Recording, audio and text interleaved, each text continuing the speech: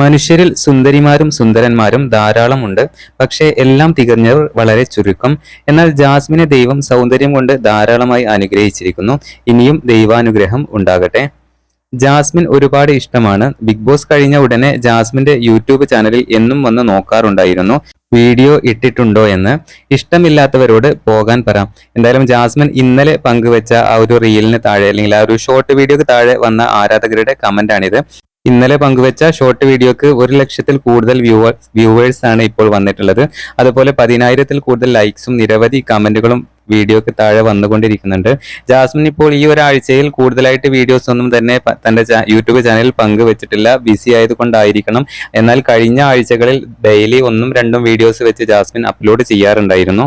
എന്തായാലും 8 ദിവസമായിട്ടുണ്ട് ജാസ്മിൻ ഇപ്പോൾ ഒരു ലോങ് വീഡിയോ അല്ലെങ്കിൽ ജാസ്മിനും ഗബ്രിയും ഒരുമിച്ചുള്ള ഒരു വ്ളോഗ് പങ്കുവെച്ചിട്ട് ഏകദേശം 8 ദിവസം കഴിഞ്ഞിട്ടുണ്ട്. എന്തായാലും പുതിയ പുതിയ അപ്ഡേറ്റുകളുമായിട്ട് ജാസ്മിൻ എത്തുമെന്നാണ് ആരാധകരുടെ പ്രതീക്ഷ. പുതിയ അപ്ഡേറ്റുകൾക്ക് ചാനൽ സബ്സ്ക്രൈബ് ചെയ്യൂ.